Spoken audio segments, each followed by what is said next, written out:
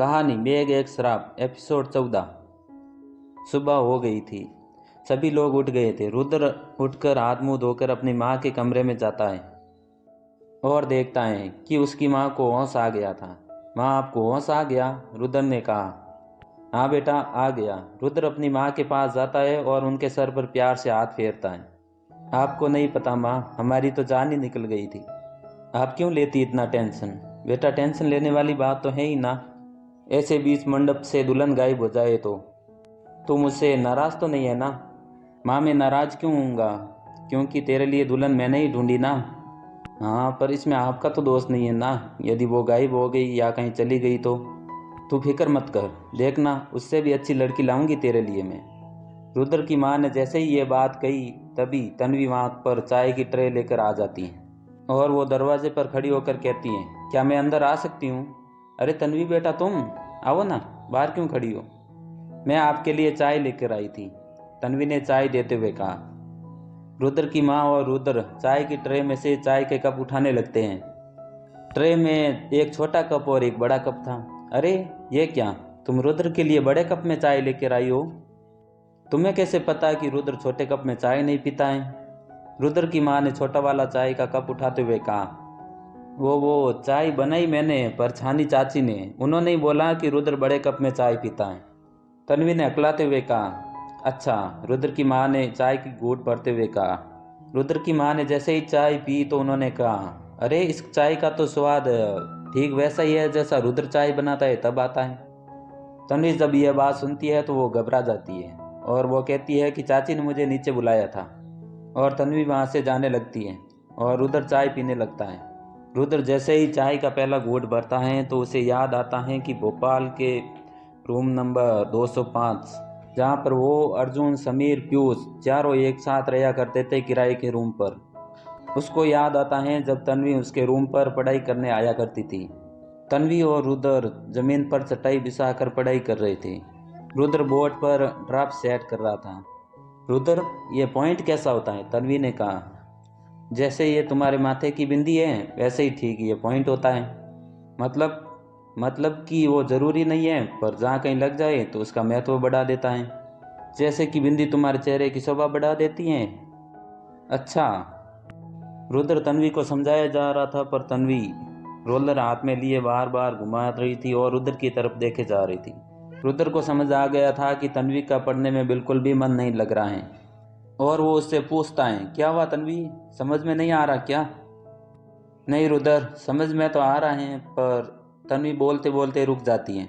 पर क्या? पर ऐसे क्यों उबासी ले रही हो? रुद्र, वो मुझे चाय पीनी है। अभी दोपहर के 3 बजे? हाँ अभी। तुम्हें पता नहीं है कि चाय पीने से आपका आलस चला जाता है और आप काम करने में फुल कंपटीशन हो सकते हो। मुझे तो लगता है कि चाय को नेशनल एनर्जी ड्रिंक घोषित कर देना चाहिए। चाय को एनर्जी ड्रिंक बाद में घोषित करना, पहले ये पढ़ लो। हाँ पता है मुझे, पर चाय पिए बिना मेरा बिल्कुल भी दिमाग नहीं चलेगा। ठीक हो तो किचन में सारा सामान पड़ा है और जाकर चाय बना लो। रुद्र, मुझे खाना बनाना नहीं आता और चाय बनानी भी नहीं आती, तुम्हें बताया तो था। मेरे रूम पर सब अनन्या ही बनाती हैं। यार तन्वी, ऐसे कैसे चलेगा? तुम्हें चाय बनाना भी नहीं आता, जो कि नॉर्मल है, जो कि छोटे से बच्चे को भी आती होगी।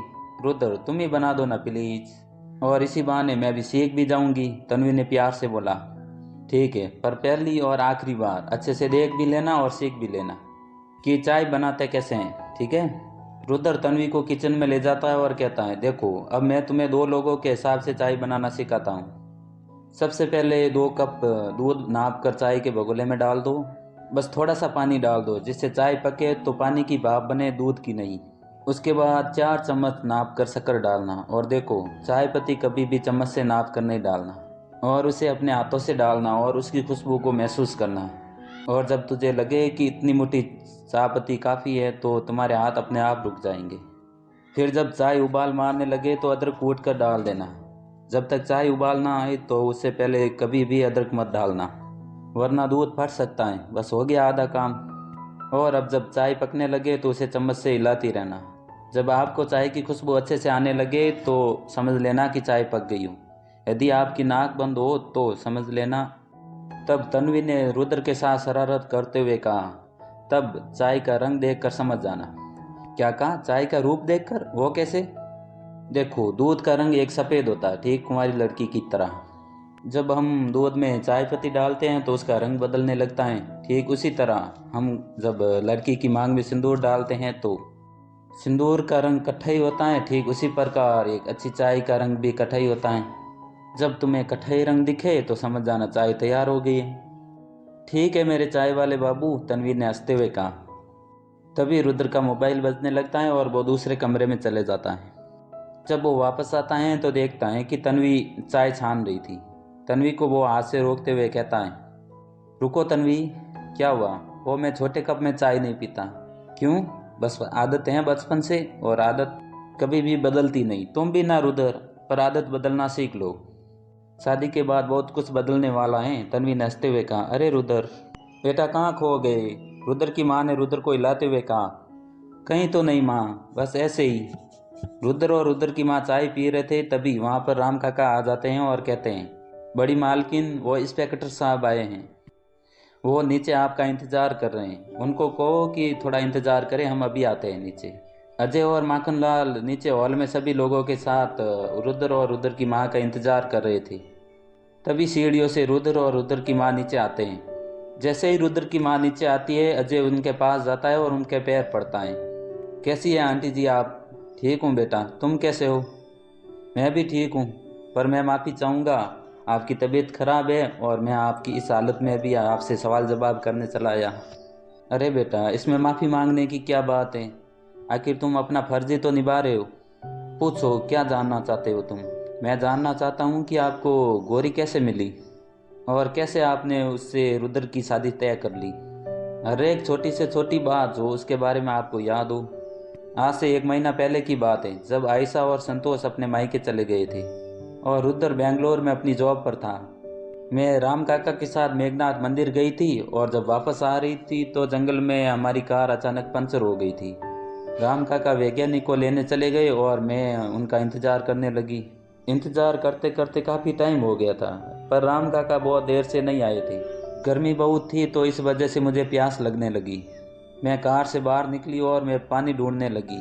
मैं बहुत दूर चली गई पर मुझे कहीं पर भी पानी नहीं दिखाई दिया। मेरा गला सूखे जा रहा था। तेज़ धूप में पता नहीं मैं कब गिर गई और कब बेहोश हो गई।